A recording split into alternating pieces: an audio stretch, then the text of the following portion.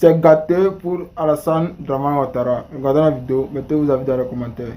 Donc, on va commencer. Aujourd'hui, on ne sera pas long. On vous a déjà annoncé les sujets que nous voulons aborder. Mais avant d'aborder ces sujets, je tenais vraiment à dire merci, merci, merci infiniment à tous ceux qui ont fait du 3 décembre un jour spécial pour moi. Parce que malgré ma situation, vous m'avez donné beaucoup de joie, beaucoup de réconfort. J'ai reçu des messages, j'ai reçu des cadeaux, j'ai reçu des prières. En tout cas, vraiment merci. Merci infiniment. Que tous ceux qui ont pensé à moi soient bénis. Voilà, et j'espère que le 3 décembre prochain, on va fêter cela en Côte d'Ivoire. Voilà. OK. Donc, le premier sujet que j'ai annoncé concerne l'interdiction de rouler des deux roues et des tricycles. J'ai vu dans les commentaires certains dire c'est un sujet qui est déjà dépassé parce que la décision a été levée, la mesure a été levée. Non, ça ne suffit pas. Parce que justement, c'est en septembre 2021 que la mesure avait été prise pour la première fois. Ça n'a pas prospéré. Malgré cela, nos gouvernants n'ont pas eu l'intelligence de trouver la formule pour pouvoir mieux gérer cette situation. Et ils ont ramené encore cette décision le 2 décembre 2025 en publiant la liste de toutes les voies que les deux roues et les tricycles ne doivent pas emprunter. Alors que toutes les 12 voies qui ont été données, il y a des boulevards, des ponts, ce sont des voies qui relient plusieurs communes. Et avec le travail de nos frères qui sont des livreurs, vous voyez que c'est surréaliste. C'était pas possible que cette mesure-là s'applique. Mais pourquoi on veut en parler? On veut en parler parce que des dirigeants normaux se remettent en cause. Quand on prend une décision et puis on voit qu'on ne peut pas l'appliquer, on se pose des questions. D'abord même, pour éviter même ce genre de situation, le mieux c'est de prendre des décisions en accord avec les acteurs du secteur. Mais ça là, nos gens là, ils connaissent pas ça. Ils prennent des décisions comme ça, on ne sait pas sur quelle base. Après, ça ne prospère pas sur le terrain, mais ils n'ont même pas l'humilité de se remettre en cause ou chercher à savoir pourquoi il en est ainsi et ce qu'il faut faire. C'est pour ça que nous revenons dessus. Ça n'a pas marché en 2021, ça ne marche pas en 2025, mais qu'est-ce qu'on fait? Quand on est normal là, c'est cette question qu'on se pose. Mais la solution, elle est simple. C'est de convoquer à une réunion tous ceux qui utilisent les tricycles et les deux roues. Tout le monde ne peut pas venir, ça c'est évident. Mais ceux qui les utilisent là, les entreprises qui utilisent les livreurs, eux au moins, on peut les convoquer. Et puis ils vont venir avec quelques représentants de ces livreurs-là, ou de ceux qui utilisent les tricycles. Comme ça, dans les échanges, les solutions les meilleures vont ressortir forcément. Mais ça, on va vous dire ça combien de fois? Dans l'affaire des chertés de la ville, on avait parlé de ça. On prend des décisions sans les commerçants. Après, eux, ils ont du mal à appliquer ça parce que ce n'est pas des philanthropes. Donc, c'est la même chose qui se passe encore. Pardonnez. Arrêtez de faire ça. Toujours en train de persécuter les gens. Parce qu'on a l'impression que vos décisions là, c'est pas pour arranger les Ivoiriens, mais c'est pour les persécuter. C'est ça le problème en fait. Donc, j'ai tenu à parler de ça pour leur répéter que quand on gouverne là, on n'est pas assis sur un piédestal pour faire ces choses. On gouverne en fonction des réalités. Et les réalités, là, c'est les acteurs du terrain qui les vivent. C'est avec eux qu'il faut prendre. C'était pour revenir dessus. Donc, c'est pas étonnant que ça n'ait pas pu s'appliquer. On prend une décision le 2, le 6, on lève. Ça ne fait pas responsable. Ça fait naviguer à vue, ça fait méconnaissance du terrain. Voilà. Donc, vraiment, on espère qu'on ne va plus voir ce genre de choses. Comme dans tous les cas, ce n'est pas un pouvoir qui va durer encore. Ce n'est pas grave, mais il fallait quand même le relever. Voilà. Le deuxième sujet qu'on voulait aborder, c'est par rapport au Bénin. Nous tous, on s'est réveillés le 7 décembre pour apprendre que quelque chose se passe au Bénin. Qu'il y a des militaires qui ont pris leurs responsabilités par rapport à ce que les Béninois vivent. C'est qu'il est important de préciser, parce qu'il y a des gens qui parlent, mais on ne sait pas s'il y a des choses qu'ils savent. Ce qui se passe au Bénin, c'est quoi? C'est que le président Talon a certes décidé de ne pas faire un troisième mandat, mais avant de partir, il est en train de créer les conditions pour placer celui que lui, il veut. Alors que dans une démocratie, c'est celui que le peuple veut là, c'est lui qu'on prend. Donc, on ouvre les élections, le peuple vote et celui qui a la majorité dirige. Voilà comment les choses se passent. Pour ceux qui ne comprennent pas, particulièrement les moutons, je vais expliquer en prenant le cas de la Côte d'Ivoire. En Côte d'Ivoire, on est dans 4e mandat. Mais si le président Ouattara était sérieux et que après son 2e mandat, il voulait partir, ce qui se passe au Bénin, c'est que il crée les conditions pour que tous les opposants significatifs soient écartés, comme il a fait là pour son 4e mandat. Et puis maintenant, il positionne son petit frère ou son fils, bon, selon les histoires qu'on nous raconte, on ne sait plus si c'est petit frère, si c'est fils, mais il le positionne, Téné Birahima. Voilà ce qui se passe. Donc, le rôle de l'armée, là, c'est pas seulement de défendre les institutions, de protéger l'intégrité territoriale, mais c'est aussi l'application des textes. C'est aussi de veiller à ce qu'il n'y ait pas de violation des textes. Parce que l'armée, là, elle est républicaine. C'est pas la milice privée d'un président. C'est pour ça que nous disons aux militaires ivoiriens, là, de prendre leurs responsabilités, aux gendarmes ivoiriens, de prendre leurs responsabilités. Parce que quand la constitution est bafouée, quand les textes sont bafoués, quand le peuple est opprimé, il est tout à fait normal que dans les forces de l'ordre, il y ait de dignes patriotes qui se lèvent pour dire non, il faut qu'on rétablisse l'ordre. Voilà comment on assiste à des coups d'État militaires. Donc, ce qui se passe au Bénin, là, c'est ça. C'est pas coup d'État pour faire coup d'État. Ce sont des responsables, des militaires dignes, conscients et patriotes qui veulent mettre fin à des mauvaises pratiques gouvernementales. C'est de ça qu'il s'agit. Maintenant, pourquoi on en parle? Actuellement, où on parle là, la situation est toujours confuse là-bas. Parce que le président est caché à l'ambassade de France, il n'a pas la maîtrise de la télé, de la radio, il n'a pas la maîtrise de l'aéroport. Et puis, ceux qui veulent le renverser ont la maîtrise de tous ces sites-là. Et lui, il a appelé en renfort la CEDEAO, qui s'allie à la France maintenant pour attaquer l'armée béninoise parce qu'il y a eu des ralliements à ceux qui ont fait le putsch. Donc les combats là, ça continue là-bas. On n'a pas encore la clarté, on n'a pas encore la certitude du fait que Talon a pris le dessus ou bien si ce sont ceux qui veulent le renverser. Pour l'instant, ce n'est pas encore clair. Mais voilà ce qui se passe là-bas. Et qu'est-ce que nous voulons dire à ce propos? On a déjà fait un communiqué qu'on a publié tout à l'heure, mais on insiste sur le fait que la CEDEAO n'est pas responsable. C'est une institution même qui devait disparaître. Parce que quand il y a les signes avant-coureurs des crises dans les pays, là, elle ne fait rien. Elle est assise là-bas. Puisqu'elle soutient toujours les chefs d'État dictateurs qui martyrisent le peuple, qui violent les constitutions. Et pourtant, elle est censée garantir la paix et la démocratie dans la sous-région. Elle ne joue pas son rôle. Elle va même plus loin. Elle soutient certains putschistes. Actuellement, là, elle soutient celui de la Guinée. Mais elle avait voulu même aller attaquer le Niger. Aujourd'hui, elle est en train d'attaquer le Bénin. Donc, la CEDEAO, là, tous les pays souverainistes devaient en sortir. Parce que c'est un instrument pour les présidents france-africains. Ça n'a rien à voir avec une institution régionale qui doit garantir la paix, l'intégrité, la souveraineté des peuples. Donc, on a déjà été assez clair dans notre communiqué. Mais ce qu'on veut dire, c'est quoi? C'est que le Nigeria, là, il y a Boko Haram chez eux là-bas. Ils n'ont pas pris leurs avions pour aller bombarder Boko Haram. C'est pour venir attaquer un pays frère qui est en train de lutter pour sa souveraineté que vous avez des avions. C'est grave. Vous n'avez pas fini avec vos terroristes. Vous venez attaquer un pays frère sous le couvert de la CEDEAO. C'est vraiment une organisation mafieuse. C'est vraiment dommage. C'est très dommage. L'autre chose qu'on veut relever, c'est que la CEDEAO aime quand on tue le peuple. Vous avez vu en 2010, le président Gbagbo a été investi le 4 décembre 2010.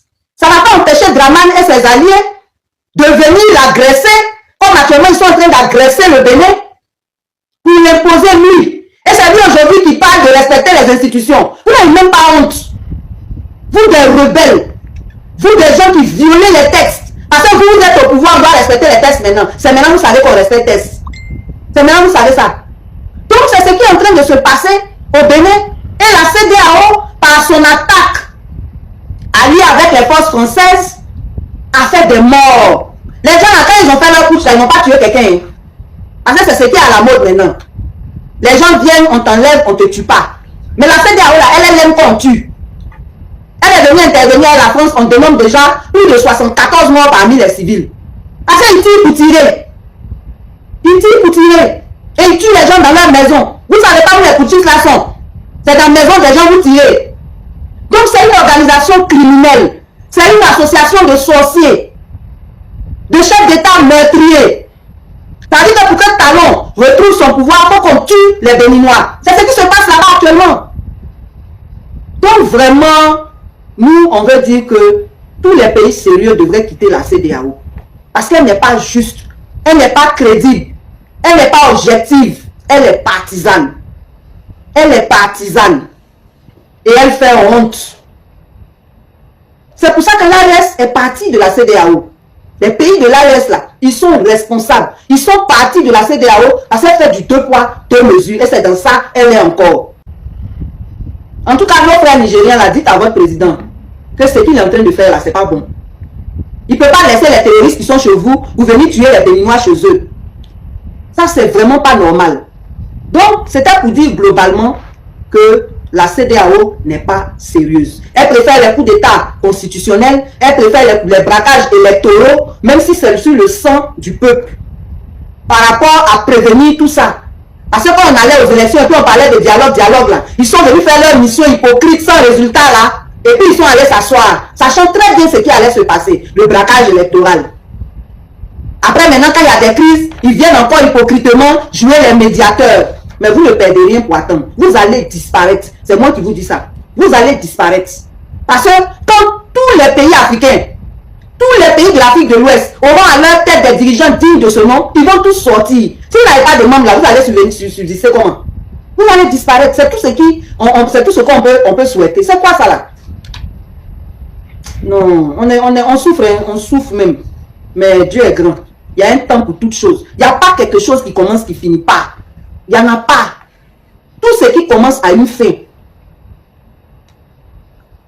Donc maintenant, on va parler de l'investiture. La fameuse investiture qui a eu lieu hier suite au braquage électoral. Parce que pour nous autres, là, il n'y a pas eu élection. Il n'y a pas eu élection. Il n'y a pas eu élection. Donc, cette investiture-là, ça n'a pas de valeur. Parce que c'est une investiture anticonstitutionnelle. La constitution est là, elle n'a pas changé. Elle dit 2 mandats. Pour faire 3e mandat, là, on a tué des Ivoiriens. 4e mandat, même chose. Et ils n'ont pas honte. Et c'est le même qui prononce le serment là. Comme s'il savait ce que c'est. Parce que tout ce qui est dans le serment là, c'est son travail de violer ça. À commencer par la constitution. Donc c'est un serment qui est vide. C'est un serment qui n'a pas de sens. Parce que celui-même qui prononce ces mots-là, il n'y croit pas. C'est lui qui viole la constitution dont il devait être le garant selon le serment. C'est lui qui viole les droits et libertés dont il devait être le garant selon le serment.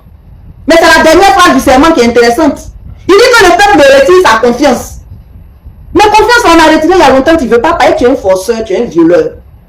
Il y a longtemps, on a retiré confiance là. Et par la force, tu te maintiens. Donc, moi, je voudrais aujourd'hui, par rapport à l'investiture, dire à mes frères ivoiriens de ne pas s'en faire.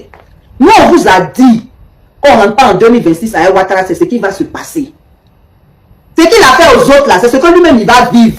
Investiture, là, ça ne veut rien dire. Parce que c'est comme ça, on a fait investiture de Gbagbo, et puis lui-même, il est allé prendre ses camarades pour enlever Gbagbo. C'est comme ça, on va l'enlever aussi après son investiture. Ça, là, c'est même pas un débat.